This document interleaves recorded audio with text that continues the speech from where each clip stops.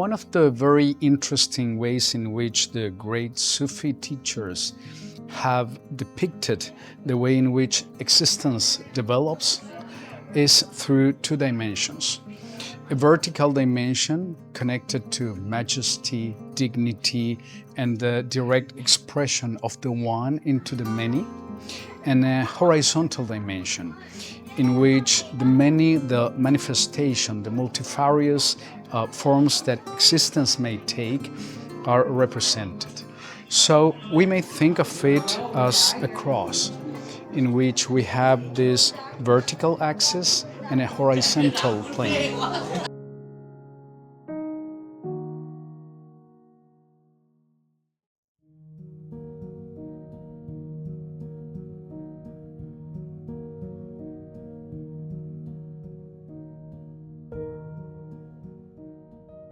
Let's think about these two dimensions in the way in which they are represented or manifested in the attitude that a wise, a sage, man or woman tend to be seated.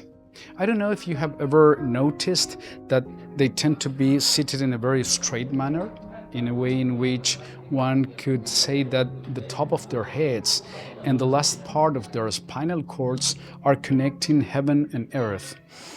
It's a way in which they manifest or express dignity, majesty. So this vertical dimension is connected to majesty, to the connection or the path that will lead us towards the one, unity. So we have transcendence in this vertical axis, and we have immanence in the horizontal one.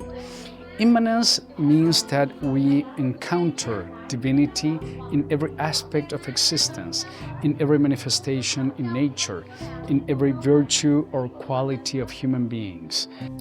And immanence involves being able to grasp, to experience divinity in every aspect of manifestation.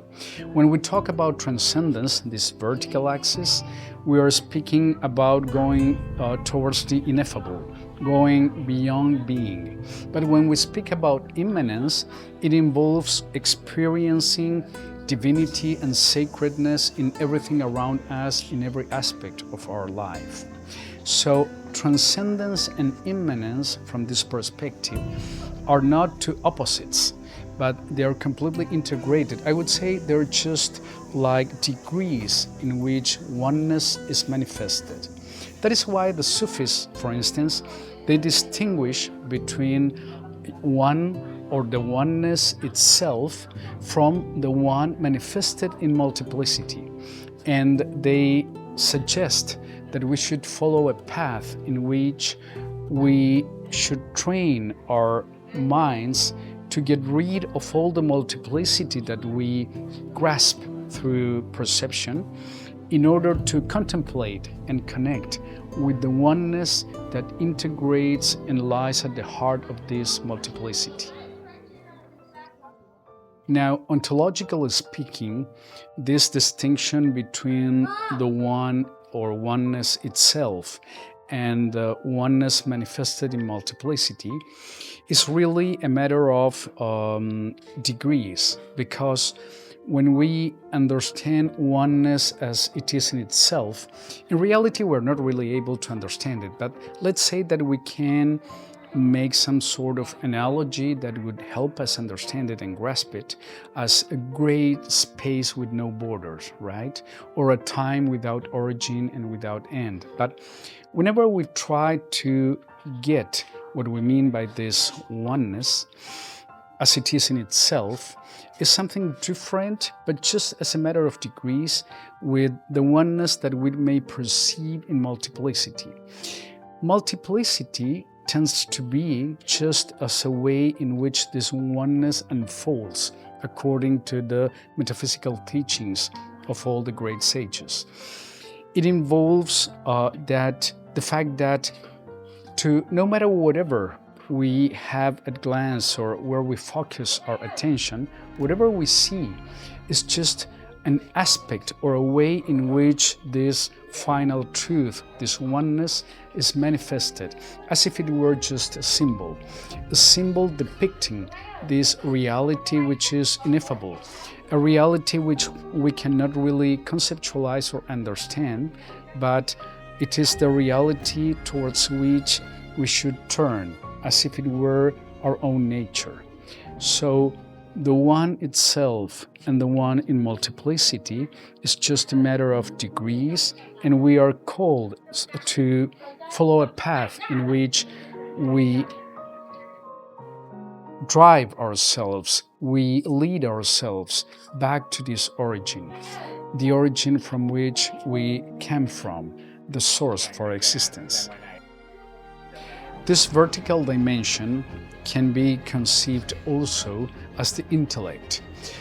As you might remember from previous episodes, the intellect is located in the heart, according to the Greeks, according to the Indians, according to the Sufi masters.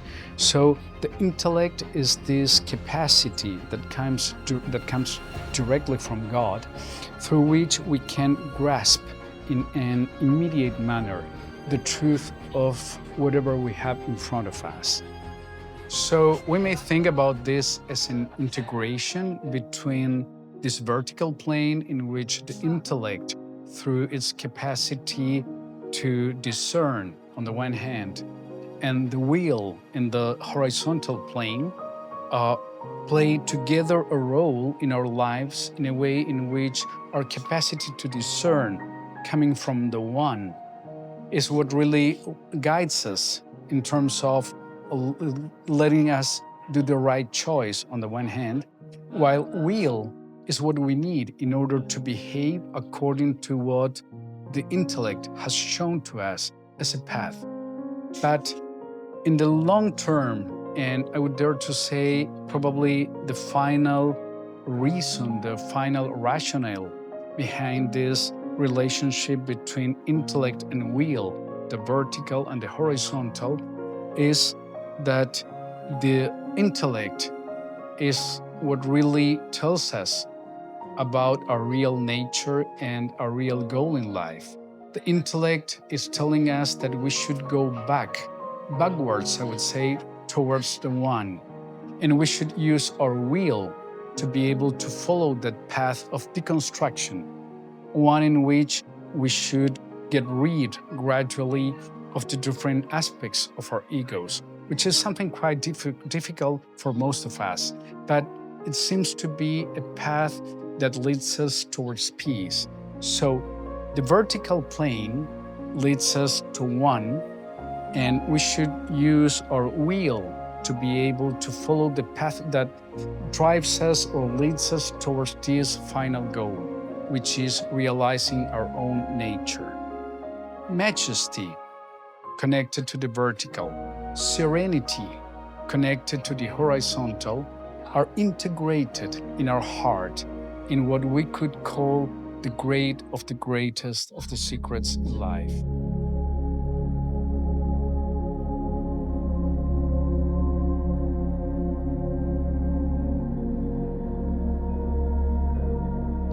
Let's try to put all the pieces together. There is this vertical dimension connected to the intellect and to the one. There is this horizontal dimension connected to multiplicity and to will. So the integration of both is related to finding our real nature. Just as in the symbol of the cross, where we have this vertical axis and this horizontal dimension, there is a point in which they encounter themselves. In this point is represented, depicted, what the Sufis call the center of our heart, where lies a real divine nature. There is another analogy that we may use in order to understand these two dimensions. Think about the vertical dimension as the spirit, God in us.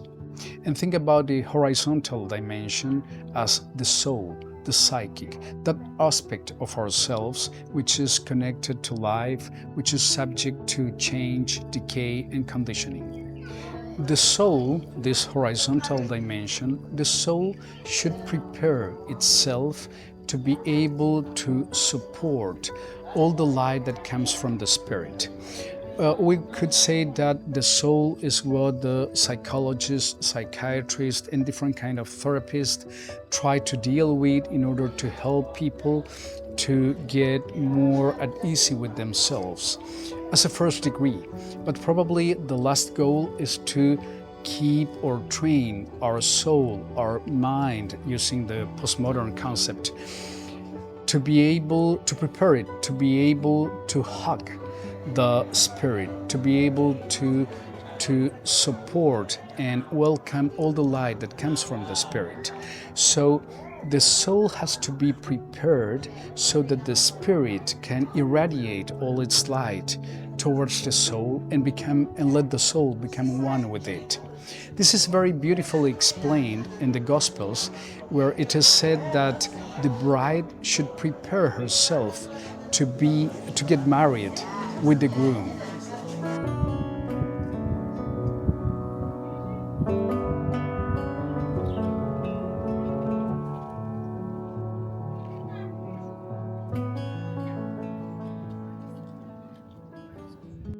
We find a very beautiful metaphor of this in the Gospels.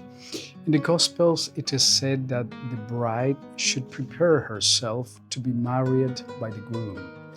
If we think of the bride as the soul, the psyche, the one that has to prepare herself in order to be married by the spirit, the groom, then we understand the metaphor in which it is taught that we have to purify our hearts and we have to make our minds sharper and sharper in such a way that our heart is able to receive truth, the truth that comes from the Spirit. It is in this sense that it is said that the horizontal dimension is integrated into the vertical one, and everything comes back to its source, to its origin, the one.